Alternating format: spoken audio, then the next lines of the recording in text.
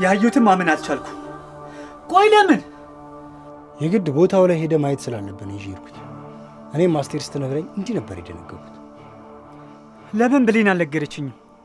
በፍጹም እንደዚህ አይነት ሴት እንደሆነች አልገመትኩም። እንዴት ልትገምት ትችላለህ? አንተ እኮ የዋህና ንጹህ ልጅ ነህ። ደግሞ እንኳን በጊዜ አወቀን።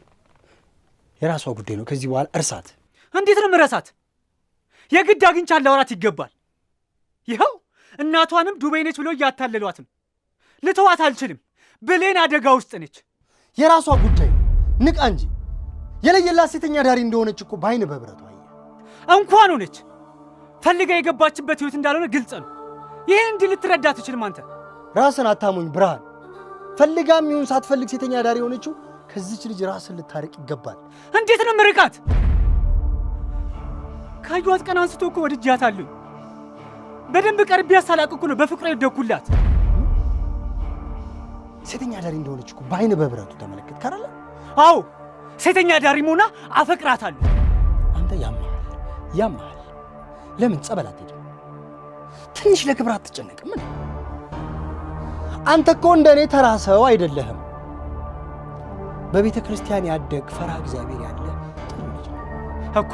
እንደዛ ካሰብክ ከኃጢአት መንገዷ እንድትመለስ ልንረዳት ይገባል ማለት ነው። እሷ እዛው ከኃጢአቷ ጋር ትጨማለቅ። ተዋት።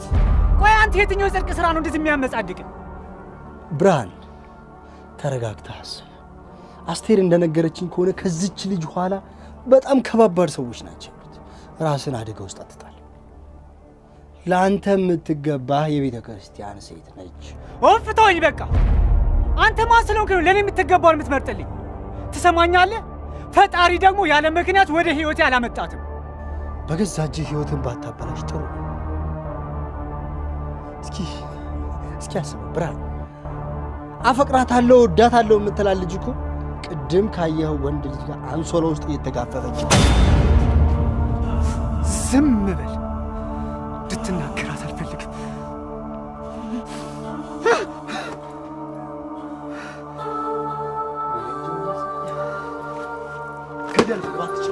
ገደል ግባ።